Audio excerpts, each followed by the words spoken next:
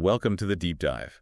Today, we're really pulling back the curtain, looking at how businesses think about the products all around us. Yeah, we're going beyond just the surface. We've got some great sources that lay out the frameworks, the strategies behind creating and selling things. So we're going to talk about like the different layers of a product, its journey in the market. Exactly. That, plus how companies target specific customers, the different ways innovation can happen, the big picture strategy stuff. And how they manage everything they sell, their whole portfolio. Right. The idea is to give you a much deeper understanding of, well, the thinking behind the stuff you use every single day. Okay, let's start with the product itself then. Our sources say it's way more than just the physical thing. There's a core idea. That's right. That's Philip Kotler's 5 levels. And it starts with the core benefit. This is fundamental. It's not the thing itself, but the actual need or want it satisfies for the customer. Okay, like if I buy a drill, I don't really want a drill. I want a hole in the wall. Precisely. The drill is just the means. That hole, or maybe the ability to hang a picture easily, that's the core benefit. And honestly, if the product doesn't nail that core benefit, the rest doesn't matter much. Makes sense. So after the core benefit comes the basic product. Now, this is the tangible thing. The actual drill, the motor, the chuck, the handle, the features you actually buy. Got it. Tangible product and level 3. That's the expected product. This is the basic product, plus what customers just sort of assume comes with it. Okay, so for the drill, maybe decent power. It shouldn't break immediately. Maybe it comes in a case. Exactly. Basic reliability, maybe some standard accessories, things that meet baseline expectations. Right. Now, the next one sounds interesting, the augmented product. This is where companies add extra value. Yes, this is about exceeding those basic expectations. Maybe the drill comes with an extended warranty or exceptional customer support or perhaps a really innovative feature nobody else has. So this is where the competition really heats up. Yeah. Try to add those little extras. Spot on. Especially in mature markets, augmentation is key for differentiation. Then finally, you have the potential product. Potential. So what it could become. Yeah, think future possibilities. For a drill, maybe it could get software updates for new modes or integrate with smart home systems down the line. It's all the future transformations and augmentations the product might undergo. Wow. Okay. So from the core need all the way to future evolution, it definitely makes you think differently about what you're buying. Oh. Okay, let's shift here slightly. The sources also talk about the product life cycle, like a product's lifespan in the market. Exactly. It's often shown as this S-shaped curve, mapping sales volume over time. Generally, you see 4 main stages: introduction, growth, maturity, and decline. Okay, introduction. Yeah. That sounds like the launch phase. Sales are probably slow, right? You're just trying to get the word out. Pretty much. You're building awareness, trying to get those first few customers, the early adopters, on board. It's often costly, too. Then, if it catches on, growth. Right. Sales start to climb rapidly. More people know about it. Word of mouth spreads, production might ramp up. It's an exciting phase, but competition often starts appearing here too. And after that big surge, things level off in maturity. Yeah, growth slows down. The market might be getting saturated. Most people who want the product have it. Competition is usually intense. And interestingly, most products we use daily are actually in this phase. Think about, I don't know, microwave ovens or breakfast cereal. Right, they're established, steady sellers. And the final stage is decline. Sales start dropping off. Yep. New technologies might replace it, customer tastes change, or maybe it just becomes less relevant. Eventually, companies might decide to discontinue it. Think about VCRs or dial-up modems. Okay. And this whole S-curve, it's not the same for every product, is it? Not at all. A fashion trend might have a super fast cycle, boom and bust, but something like, say, standard plumbing fixtures could stay in maturity for decades. So understanding where your product is on that curve is pretty vital for strategy. Absolutely crucial. It tells you who your likely customers are at that stage, what competitors you're facing, where you should be investing your marketing dollars, all sorts of things. And this idea, it doesn't just apply to one specific product model, but sometimes whole markets or categories, like the market for typewriters. Right. The whole category went through that life cycle. Yeah. Okay, so we understand the product and its journey, but who are we selling it to? That brings us to market segmentation. You can't just target everyone, right? Definitely not. From a marketing view, a market is really a set of customers or potential customers who have specific unmet needs. Think about the car market again, big market, right? Huge. But within that, you have people needing basic transport, people needing family haulers, people wanting luxury, off-road capability. very different needs. And those different groups are the market segments, smaller chinks of the big market. Exactly. They're distinct groups with similar characteristics or needs. So within cars, you segment by price point, vehicle type, sedan, SUV, truck maybe by fuel efficiency, luxury level. You can slice it many ways. And the goal is to tailor everything, the product, the price, the advertising, where you sell it to fit a specific segment. Precisely. That's the marketing mix. For services, you also think about the people delivering it, the process, the physical evidence. You adjust those levers for each target segment. So how do companies actually divide up these markets? What are the common ways to segment, say, consumers? Well, there are several standard ways. Demographics is a big one. Age, gender, income, family size, socioeconomic factors like education, occupation, psychographics, which is more about lifestyle, personality, values. Okay, like targeting people who value sustainability, perhaps. Exactly. Then there's behavioral segmentation, how people buy, what brands they like, how loyal they are. And of course, geographic, where people live, city versus rural, climate, etc. And for businesses selling to other businesses, B2B markets, is it similar? Similar concepts, but different attributes. You might segment by industry or firmographics, like company size or what they produce. Behavioral factors are still relevant, how they purchase, what their processes are. Needs-based segmentation looks at their specific operational needs or business drivers, and sometimes companies use customer tiering, looking at potential fit or lifetime value. Wow, okay. So lots of ways to slice it. How do companies figure this stuff out? They don't just guess, surely. No, absolutely not. It all comes down to market research. Yeah, This exactly. involves primary research like conducting surveys, interviews, focus groups, or observing customers directly. It's gathering new data. Right. And there's also secondary research, which means using existing data market reports, competitor websites, government statistics, databases. You analyze all this information to find patterns, to identify groups with distinct underserved needs. And finding those gaps, those unmet needs, that's the key. That's often where the opportunity lies for a successful product strategy. Understand the segment, understand the need, then build the solution. Okay, it makes perfect sense.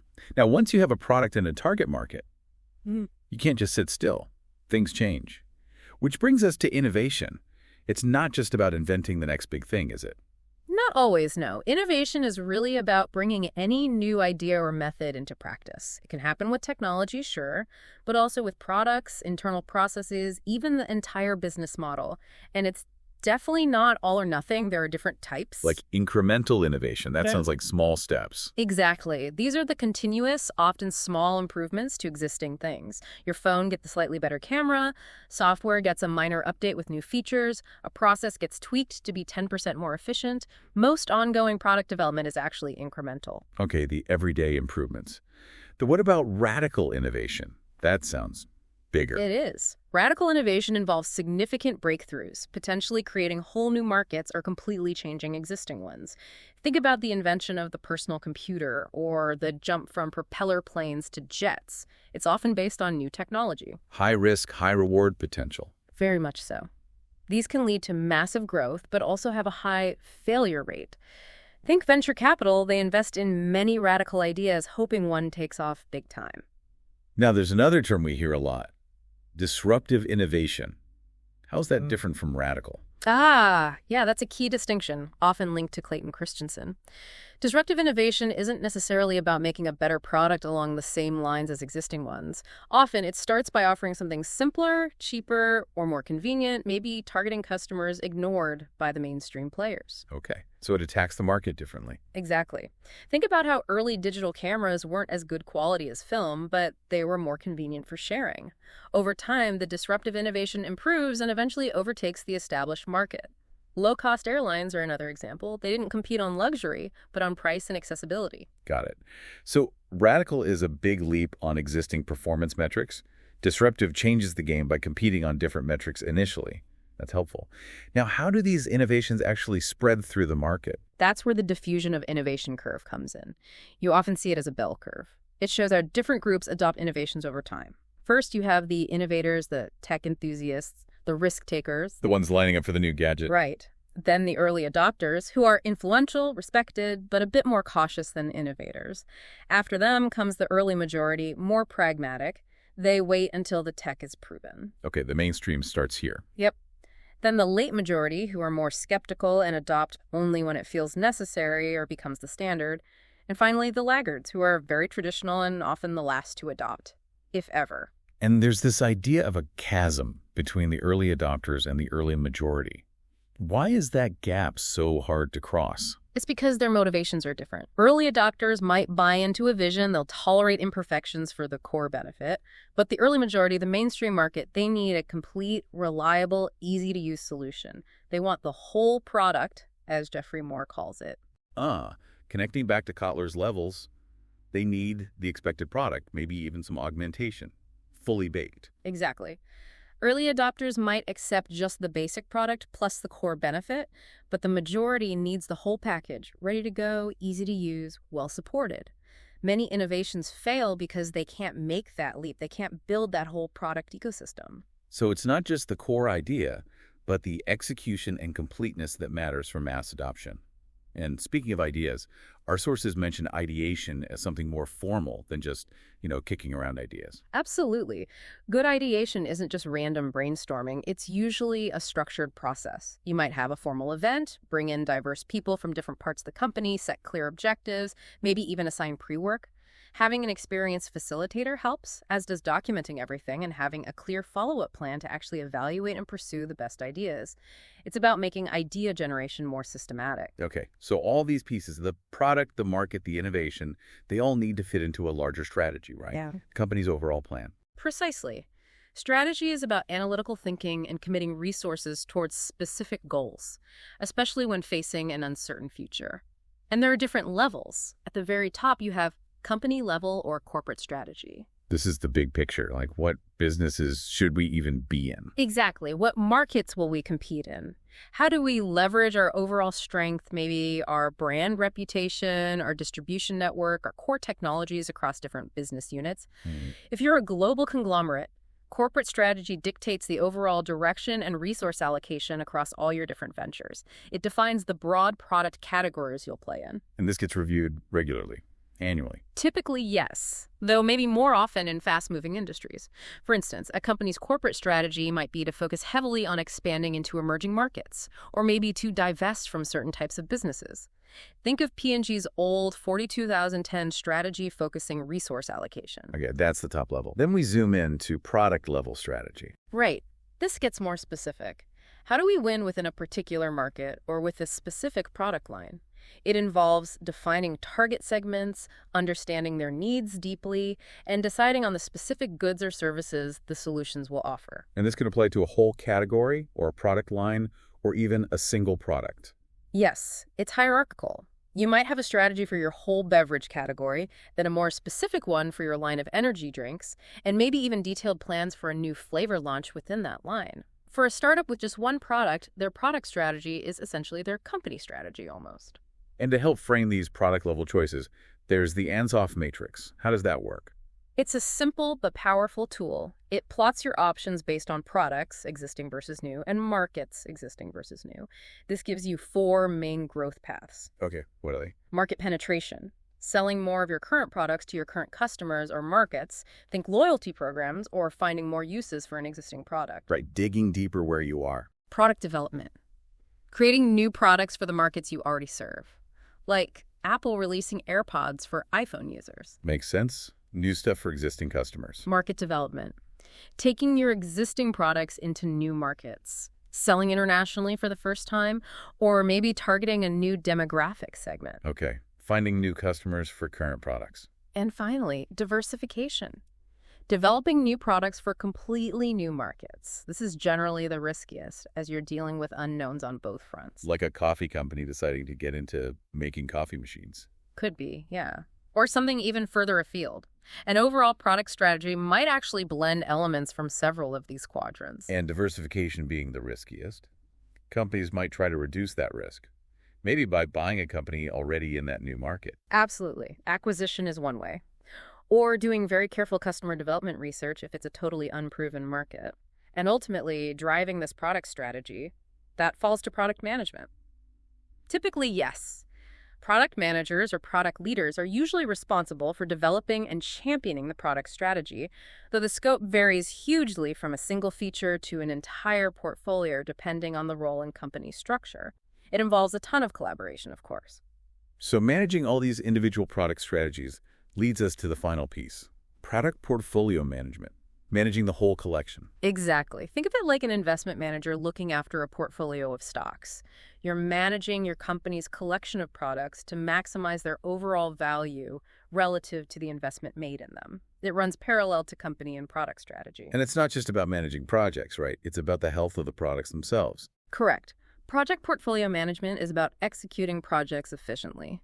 Product portfolio management is about strategically managing the mix of products, balancing their life cycles, ensuring you have products generating cash now, cash cows, while investing in future growth, stars or question marks, assessing new ideas, and deciding which older products to retire. It sounds complex, especially for big companies. It is complex. Even small companies struggle with it. You need a balanced portfolio, balancing risk, balancing short-term revenue needs with long-term investments, balancing different markets, maybe different technologies.